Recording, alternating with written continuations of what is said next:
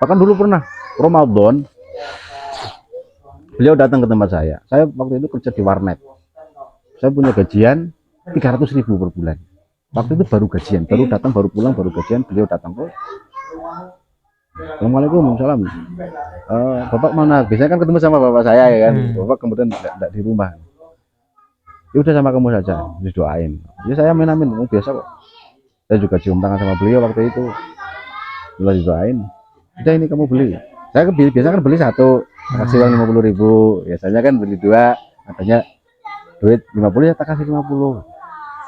Dan beliau enggak pernah protes, dikasih berapapun. Waktu itu saya diminta untuk borong. Udah kamu mau borong berapa? Gak saya suruh beli berapa, Beb.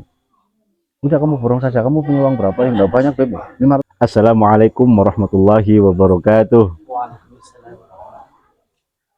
Alhamdulillahilladzi hadana li hadza.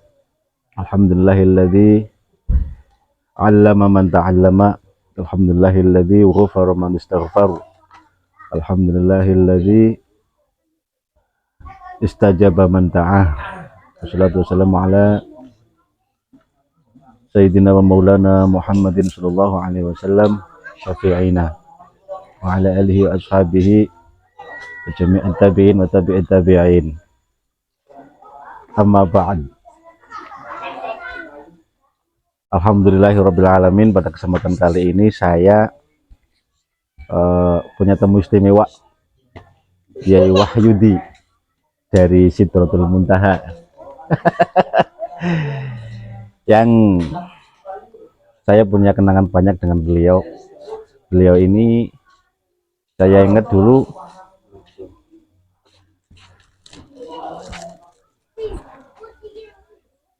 satu pesantren dengan saya.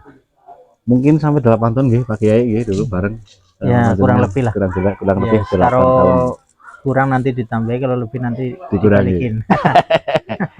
Lebih 8 tahun bersama beliau. Saya juga pernah ngaji sama beliau, ngaji kitab Ta'birur Ru'ya kalau nggak salah. Waktu Ramadan beliau yang baca kitab Ta'birur Ru'ya, saya ikut ngaji. Tetapi kalau di pesantren itu kan antara ustadz dan muridnya kadang tidak ada batas. Waktu itu saya ingat bahwa statement ataupun makalah dari beliau itu yang saya ingat sampai sekarang itu banyak. Nah, tapi kali ini kita akan mengulas ataupun membahas beberapa hal karena sudah begitu lama tidak jumpa. Hari ini saya abadikan, mudah-mudahan ada manfaatnya. Yang akan kita bahas pertama yang tidak kalah penting ini Pak Kiai, dengan masalah yang lagi viral ini, masalah polemik nasabnya Pak Alwi. Ini akan kita bahas sesuatu yang lebih penting dari itu semuanya. Apa itu? Gini Pak Kiai, sebelumnya saya mau nyapa dulu Pak Kiai. Sehat Pak Kiai? Alhamdulillah. Sehat walafiat. Sekarang sudah berapa putranya Pak Kiai? 4 ya? Iya. Laki-laki semua? Laki-laki 3, perempuan 1. Istrinya masih 1? Masih 1. Tetap ISIS. Ikatan suami istri 1. Gini Pak Kiai, jenengan setuju apa enggak ada istilah ar-rajul qabla zawaji laithun wa ba'da zawaji dhi'bun wa ba'da zawaji arnabun? Laki-laki sebelum menikah itu bagaikan singa, tetapi setelah menikah kayak terwelu. Seperti kelinci di hadapan singa. Dengan setuju apa enggak? Monggo Pak Kiai. Ya, memang kalau dulu sih ya kayak nggak setuju, kesannya meremehkan, tapi setelah melakukan ya kayak gitulah. Karena semua berdasarkan fakta dan pengalaman. Fakta dan pengalaman. Ya, sesangar-sangare wong lanang gendak wong wadon mesti brodoli, ya, brodoli dan gobloki, masya Allah. Mungkin saat durungnya bojo tatoan ya. Iya. Bahkan tatonya kemana-mana. Iya. Gegere digambar manuk, utangnya itu gambar manuk. Tapi begitu beristri nanti berubah semua. Ini sebenarnya ada makalah juga nih yang saya masih ingat sampai sekarang di dalam kitab Saranul Fudola kalau tidak salah. As-sabru anhunna khairun minas sabri alaihinna. As-sabru alaihinna khairun minas sabri alain nar. Sabar, tidak usah berurusan dengan perempuan, artinya tidak usah menikah. Itu lebih baik daripada sabar menghadapi perempuan. Dan sabar menghadapi perempuan itu lebih baik daripada sabar menghadapi neraka. Itu artinya bukan berarti tidak usah menikah. Karena anjuran dari Rasulullah Shallallahu Alaihi Wasallam juga harus menikah. An-nikahu sunnati man raghiba an sunnati falaysa minni. Tapi pada kenyataannya, pada saat kita sudah menikah itu apa namanya ya, banyak hal yang dulu tidak pernah dibayangkan sekarang terjadi dan sulit mengatasinya. Nah ini menurut Pak Kiai, ada nggak teori untuk menaklukkan perempuan agar suami walaupun sudah menikah tetap seperti singa di hadapan istrinya, Pak Kiai? Ada Ya. teori apa nggak? Atau wirid-wirid khusus nanti yang bisa apa biar istrinya di depan panjenengan atau di depan kita laki-laki itu enggak berani lah karena melihat kita itu singa. Ya sebenarnya sih tentang aurat khusus itu sih ya ada juga. Ada juga. Cuman iya itu sih yang paling penting karena permasalahan amaliyah ya pokoknya wong wadon ya bahasane pangerane duit nabine jarit kayak gue. Pangerane duit nabine jarit. Wis pokoknya kasal gue pangerane karo nabine ketutugan ya beres. Iya, ya ora ketang dampaknya beres gue jelas boros sih. Beres dan karena boros. iya beres dan boros itu berdampingan nah itu loh. Jadi tidak bisa dipisahkan sebagaimana ganteng dan sayanya kayak gitu. Baik. Ini saya tanya dulu ya Pak Kiai ya. Nanti misalkan saya ngerot kan enggak apa-apa ya. Misalkan nanti saya berbeda pendapat dengan kan enggak apa-apa. Karena kan apa bukan berarti ketika saya beda pandangan dengan kemudian saya dikatakan suul adab. Jangan ya. Jangan. Lebih baik suul adab daripada suul khotimah. Daripada suul khotimah lebih baik suul adab. Jangan. Saya enggak mau juga dikatakan suul adab. Ya maksudnya kalau suul adab pada perbaikan, suul khotimah rampung. Rampung selesai. Oh iya. Iya, maksudnya masih ada waktu untuk perbaikan, revisinya ada. Pak Kiai gini. Ada makalah juga ini. Hadis kalau nggak salah ini dalam kitab Tafsir Sofi kalau saya nggak salah juga ini. Tapi kayaknya nggak deh. Ada hadis Rasulullah Shallallahu Alaihi Wasallam bersabda, ini kaitannya masih dengan masalah perempuan ya. La khairu fin nisa'i. Nggak ada baiknya dengan perempuan. Perempuan itu nggak ada baiknya. Ya ghalibna kariman. Rata-rata mereka itu mengalahkan manusia-manusia mulia. Ya ghalibuhunna laimun. Dan biasanya manusia yang mampu mengalahkan perempuan itu bukan singa, tapi manusia-manusia yang tidak baik. Terus, fa'uhibbu an akuna kariman maghluban. Maka Rasulullah demen suka menjadi laki-laki yang dikalahkan oleh perempuan. Maka banyak ceritakan tentang Rasulullah yang dimarahin atau di apa namanya ya, dipermuti, di Paitu. Oh bahasa nasionalnya apa itu ya? Ya dimarahin lah.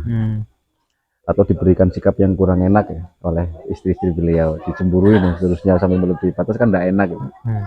Fa uhibbu an akuna kariman maghluban wa la uhibbu an akuna ghaliban laiman.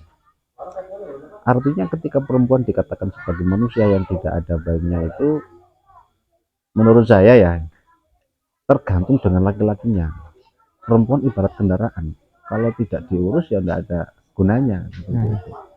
Dan kendaraan itu biasanya kan minta biaya kan, butuh biaya. Ini setuju apa enggak dengan pakai dengan itu atau mungkin punya penafsiran yang lain tentang bahwa perempuan itu enggak ada baiknya? Mau Pak Kiai? Ya sebenarnya ya kebaikan itu ya namanya wanita lagi tuh bagaimana kayak ATM. Kalau nggak ada saldonya ya nggak bisa berbunga. Kalau nggak ada saldonya nggak bisa berbunga. Iya, makanya kan ada istilah Bank Bini itu masuknya. Bank Bini. Iya, bukan BNI tapi Bank Bini. Oh. Jadi bisa masuk, nggak bisa keluar. Prosedurnya keras. Prosedurnya keras. Iya, prosedurnya keras. Iya. Ya, LPG-nya itu luar biasa. Mau minta rokok aja itu pertanggungjawabannya itu banyak. Luar biasa ya. Iya. Terus besok lagi nih di surga ya, nanti ketika kita sudah di alam sana, laki-laki punya banyak perempuan, tapi perempuan punya suami yaitu laki. Yang di dunia, suaminya laki yang di dunia dia dapatnya yaitu laki. Dan perempuan, laki-laki dapat 72, dapat bidadari banyak. Adilkah ini laki menurut dengan laki? Ya itu memang adil sekali karena mewakili jeritan batin laki-laki kayak gitu, yang tidak mampu di dunia kayak gitu. Ya tidak mampu di dunia menjerit akan Iya, dibalas iya di akhirat. Iya. Sebenarnya ada keanehan ini menurut saya Pak Kiai. Laki-laki tahu kan kalau dia berurusan dengan perempuan pasti kalah. Tapi anehnya kalau ditawari pengen nambah mau. Seandainya perempuannya mengizinkan mau gitu Pak Kiai. Iya, iya. Jenengan misalkan mohon maaf ini Pak Kiai. Iya. Misalkan istri mengizinkan, orang tua mengizinkan, Iya. anak mengizinkan, punya biaya. Iya. Itu kira-kira mau menambah apa Pak Kiai?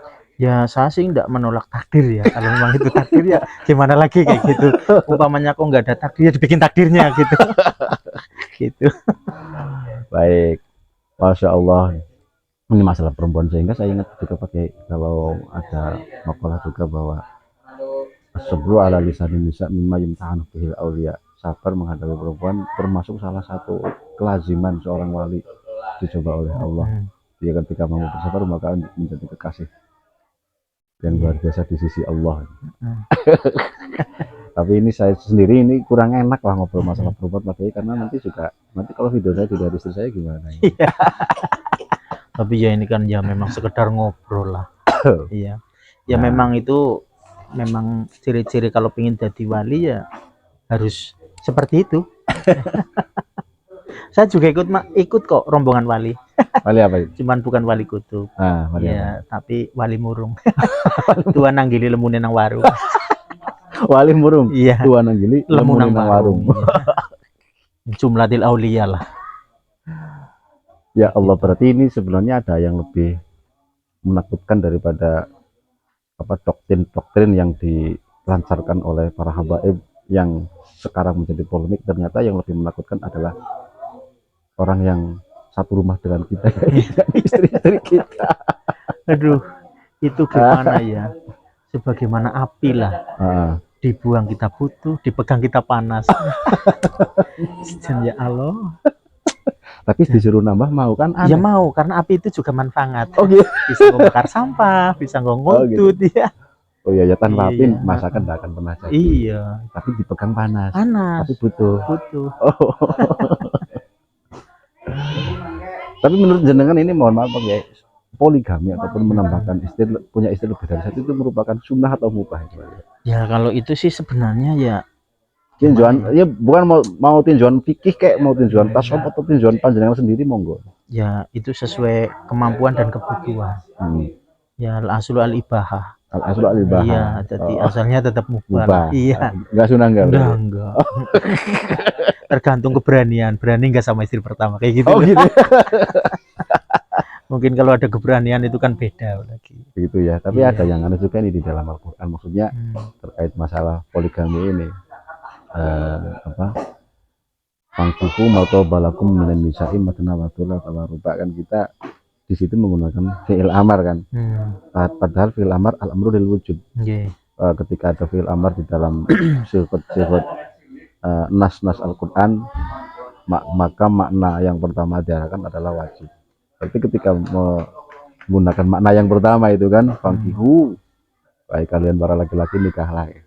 Mautobalakum minan nisa'i matna wa thulatha wa ruba', minimal 2. Jadi kalau mau mengikuti kata perintah yang asli di dalam fangkihu itu harus minimal 2 Pak Kiai. Tetapi di belakang kan wa in khiftum alla ta'dilu fawahidah. Kalau tidak bisa adil maka satu saja. Tetapi di belakang ada ayat lagi walan ta'dilu bainan nisa'i walau harastum. Kamu tidak akan pernah bisa adil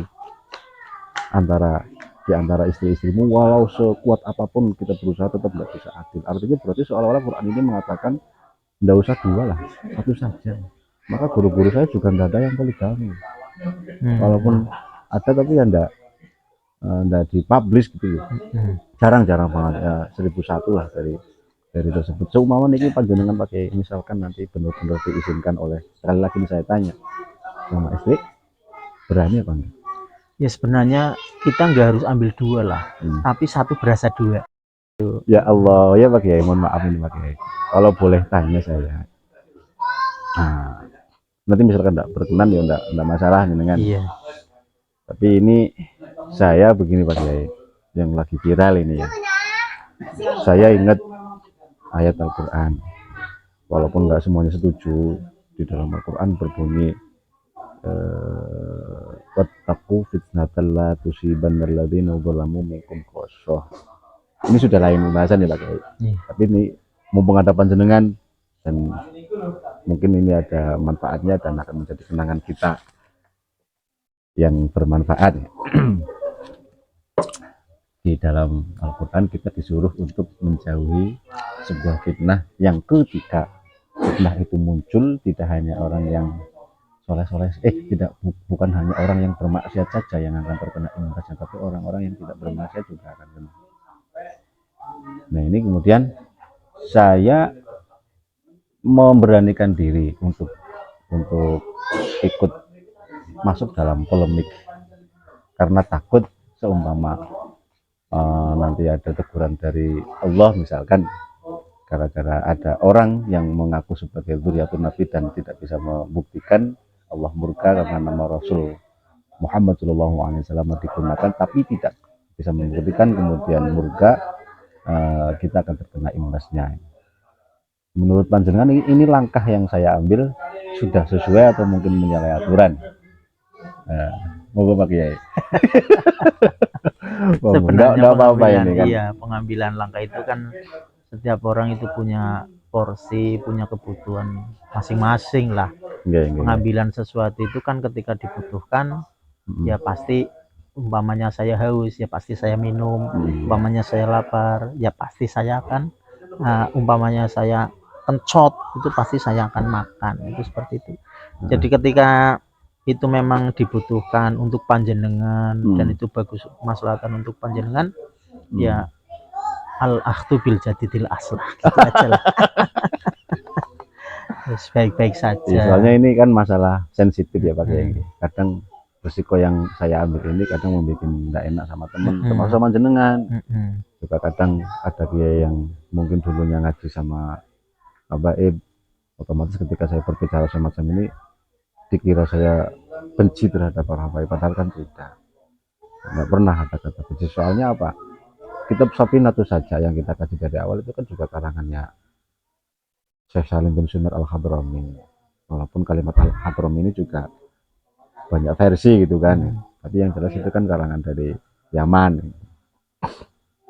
Walaupun sanad keilmuan kita itu juga banyak yang mengatakan laisa minal Yaman.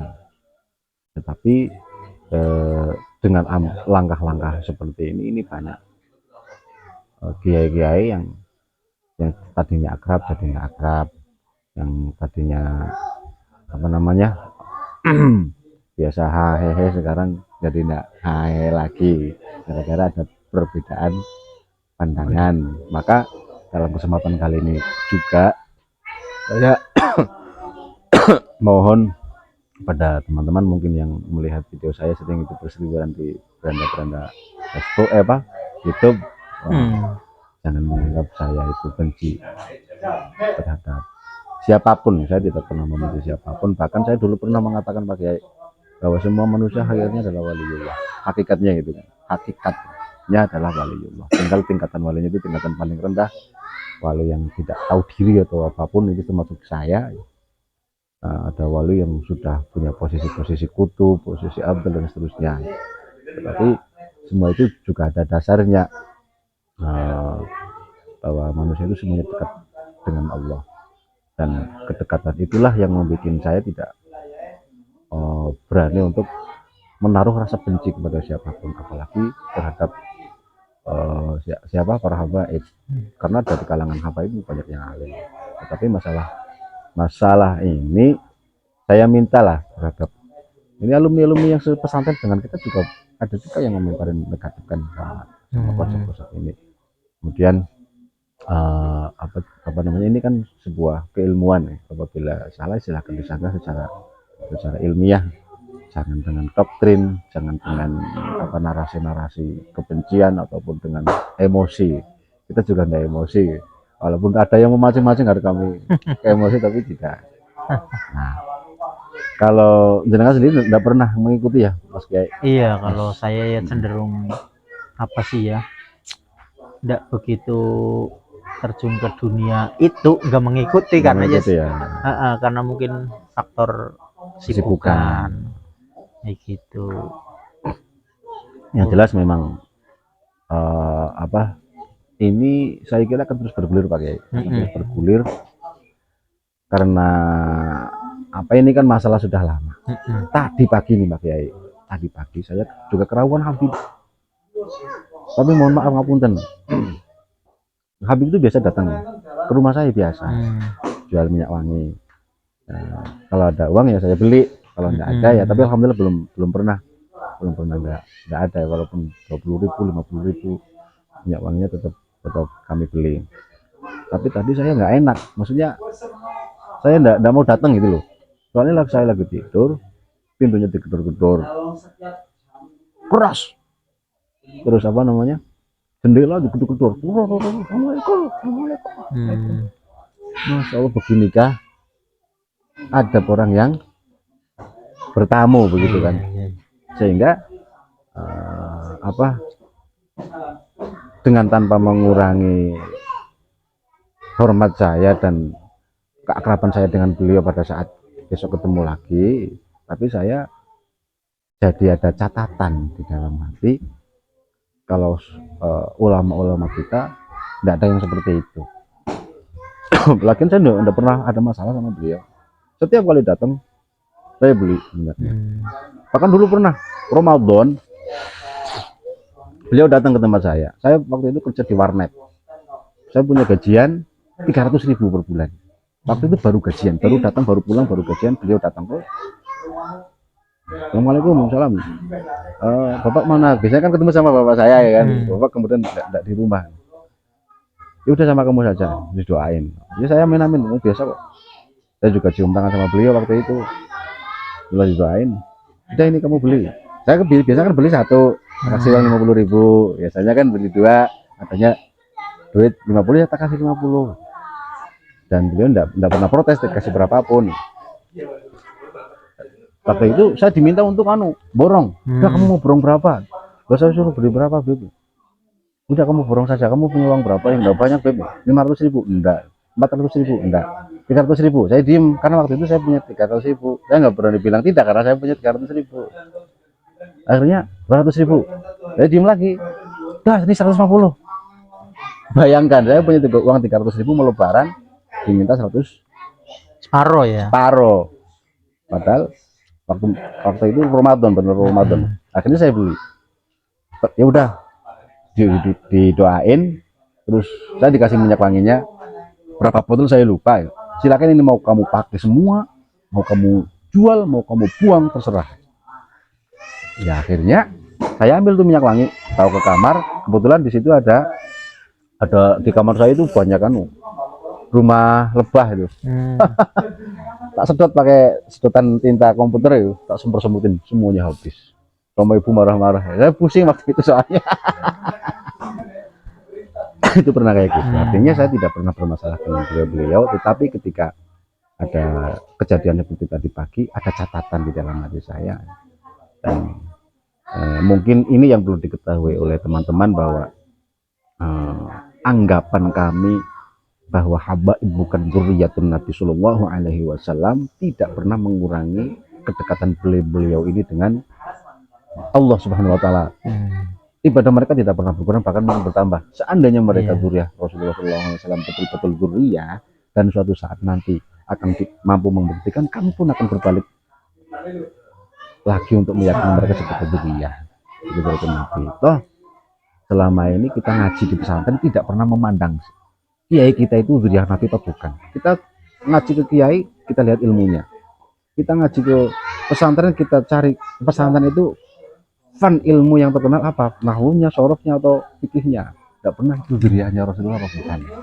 Kan seperti itu Pak Kiai kan ya? Iya, iya. Dari dulu kan seperti itu enggak ada Memang kita. iya, aku kadang sering mendengar seperti itu, aku pun miris mendengarnya.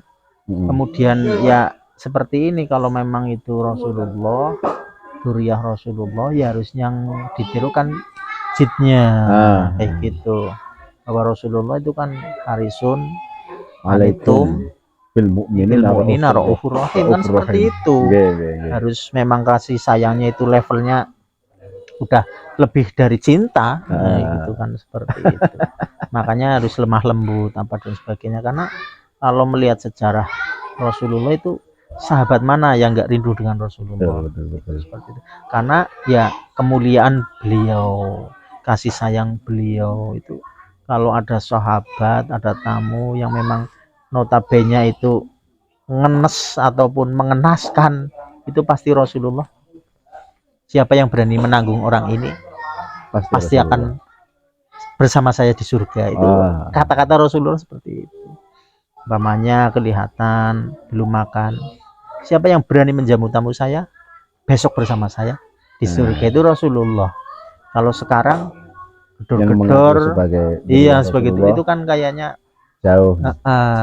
Takutnya seperti ini, besok ketika ketemu Rasulullah terus kok ajarannya kok berbalik, kan jadinya kayak gimana kan, gitu. Kadang umpamanya saya mengaku santrinya Syekh Mas'ud, sebetulnya saya malunya saya besok ketika ketemu sama Syekh Mas'ud, kelakuan saya nggak bener, saya kasihan, saya kasihan sama Syekh Mas'udnya kayak gitu loh. Kayak gitu. Saya boleh membanggakan Syekh Mas'ud, takutnya Syekh Mas'ud yang nggak bisa menggambarkan saya kayak gitu. Itu yang kayaknya lebih kayak menjadi efek jerah kayaknya. Tapi saya sih nggak mau kalau tidak diakui, tapi mengakuinya itu saya kadang ada beban juga kayak gitu. Bebannya takut Syekh Mas'ud itu malu punya santri kayak saya kayak gitu. Karena mengaku itu mudah, tapi diakui itu susah. Betul. Ya kan? Mengaku itu mudah. Kita pun bisa mengaku, turunnya siapapun kan bisa mengaku. Iya. Tetapi untuk membuktikan kan susah. Iya. Ngaku pandai gampang, diakui pandai itu susah. Ngaku ganteng boleh, dan itu gampang sekali. Diakui ganteng itu ya susah. Karena saingannya Gus Azmi kayak gitu. Nah itu kan dulu tuh masalah ini ya. Kita itu sudah, khususnya saya ini sudah lama kan, puluhan tahun ketika melihat pola ataupun tingkah lakunya habaib yang tidak sesuai dengan ajaran agama, ada yang mabuk dan seterusnya, itu kita hanya satu andalannya, jurusnya husnudzon. Sudah husnudzon. Masalah ini sebenarnya masalah baib yang mengaku kan, yang masalahnya kan mengaku sebagai dzurriyyatul Rasul. Bahkan ada doktrin-doktrin yang tidak cinta habaib neraka, yang berani sama habaib akan dilaknat, akan dijauhkan dari surga, dari syafaat Rasulullah, seolah-olah memang hanya beliau-beliau ini yang dzurriyyah Rasulullah SAW. Sehingga walaupun ini dilakukan oleh oknum ya, sebagian, tidak semua, nah itu yang semakin yakin bahwa bagi saya bahwa mereka itu bukan dzurriyyah Rasulullah SAW. Ditambah lagi dengan amaroh sekarang, amaroh tanda-tandanya mereka bukan dzurriyyah itu sangat-sangat banyak dan sangat susah untuk dipatahkan. Selain tesisnya Kiai Imad adalah tes DNA. Dulu yang keluar siapapun yang mengaku dzurriyyah Rasulullah harus tes DNA, karena Habib Rizik Syihab. Nah saat ini sudah ada DNA dan ada beberapa habaib ya, dari klan habaib, sebut saja Al Idrus, Al Haddad, kemudian Asgaf, itu kan yang sudah tes DNA, tapi di luar, bukan yang di sini, yang di luar negeri, di family DNA atau apa itu di luar, yang sekarang dituduh produknya Yahudi, mereka semua itu terkonfirmasi DNA-nya sebagai darah DNA ya Yahudi, nggak nyambung sama sekali ke Rasulullah. DNA itu kan, sementara DNA sendiri saya kira juga ilmu teknologi yang harus diapresiasi ya. Jangan dikatakan bukan ilmu dari Islam kemudian nggak dipakai. Paling nggak kan secara data ilmiah maupun data eksternal, Ubaidillah sebagai jid, mbah nyambungnya nasab habaib, itu masih tidak bisa dibuktikan bahwa Ubaidillah ini adalah putranya Ahmad bin Ihsan Muhajir, Ahmad bin Ihsan, Said Ahmad bin Ihsan. Nah itu ketambah lagi ini masalah tes DNA, ketambah lagi masalah akhlaknya yang banyak seperti itu.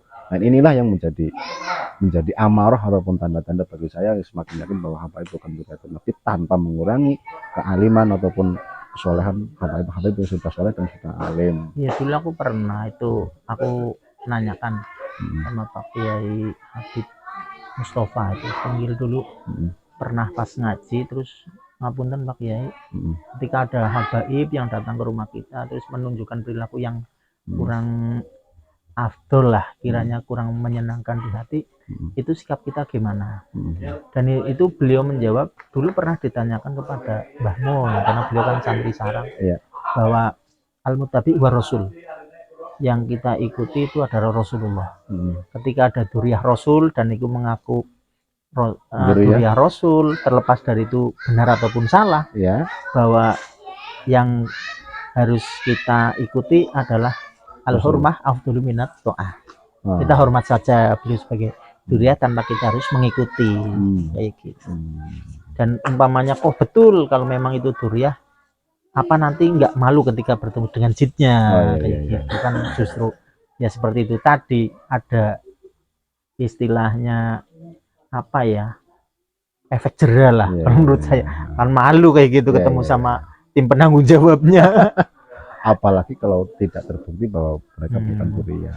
Iya makanya juga kita sebagai umat Islam ketika nama besar nabinya dipakai oleh orang dengan mengaku mereka sebagai cucunya kemudian tidak mau membuktikan itu kan menurut saya parah menurut saya dan kalau tidak protes ya tidak wajar juga. Iya. Makanya mohon maaf ini semuanya ke teman-teman yang dulu aku juga pernah gini Kiai Wahid bahwa pernah itu ada Habib Durrahim itu dari Jakarta itu saya kan punya kegiatan di bengkel nah itu datang ke bengkel saya beliau mau sowan ke abah saya terus mampir ke bengkel terus beliau mengatakan seperti ini Yud antum kan pesantren lama kenapa antum menjadi tukang bengkel menjadi menjadi kiai pendakwah atau dan sebagainya terus saya bilang seperti ini ya seperti ini Bib maaf bahwa jat antum Rasulullah dawuh barunas anfa'uhum linnas itu seperti itu dan ya maaf bahwa tangan itu didesain sama Allah itu bukan jempol semua Bib jadi ada petunjuk ada penengah ada kelingking dan sebagainya dan semuanya itu masing-masing itu punya fungsi sendiri dan ketika difungsikan sesuai dengan apa yang diciptakan pasti akan mudah dan makom ana saya punya kesadaran bahwa mahala kamruun ida arufa qadru nafsih ya seseorang tidak akan pernah rusak ketika dia tahu diri lah sadar diri sadar posisi dan sadar itu itu seperti itu jadi saya bilang ya maaf mungkin kalau sekelas antum memang itu duriah Rasulullah antum ilmunya memang hebat itu memang jatahnya antum silahkan berpotensi untuk menjadi pendakwah iya kayak gitu jadi kalau saya sih ini ada orang datang dan yang saya menjadi pegangan seperti ini satu bermanfaat kedua terus bahwa idkhalus surur ala qalbil mu'min khairun min ibadati siti nasanatan qiyamal siaman hariha jadi memberikan satu kebahagiaan terhadap saudara muslim itu lebih baik daripada ibadah 60 tahun yang mana malam untuk tahajud siang untuk berpuasa ini menjadi patokan yang luar biasa makanya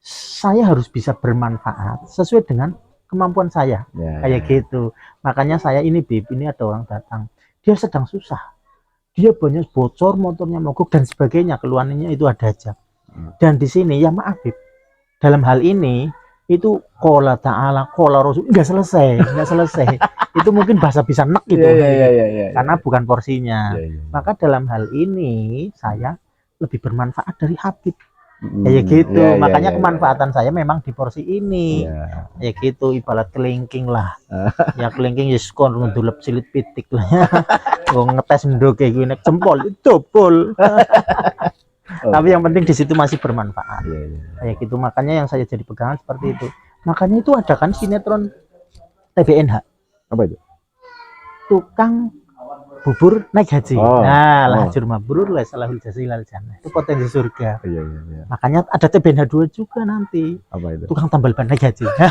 Oh iya. Tahun berapa nih Pak Kiai? Insya Allah kalau memang Allah mengizinkan itu 2029. Alhamdulillah, bentar lagi mudah-mudahan disehatkan, Amin, amin, dimudahkan rezekinya, tambah Amin. sehat, tambah Amin. ganteng. Amin. Agak ganteng sih kawit bayi. Oke Pak Kiai, mungkin ini durasinya sudah lumayan. Iya, iya. Ini terima kasih banget Pak Amin. Kiai. Sama-sama. Mudah-mudahan kesehatan, Amin. kesuksesan, dan Amin. tentunya rahmat dan ridhonya Allah Amin. SWT selalu nyertain jenengan Amin, amin. beserta keluarga. Juga saya. Amin. Jenengan bisa ziarah ke makamnya Rasulullah Amin. SAW. Doakan saya juga bisa ke sana kembali. Amin, amin. Sekian dulu Pak Kiai. Terima kasih. Sama-sama. Sampai jumpa, mudah-mudahan bisa ketemu Iya, lagi. iya, iya. Dan akhirul kalam, wallahu huwal muwaffiq ila aqwamit thoriq. Terima kasih semuanya teman-teman.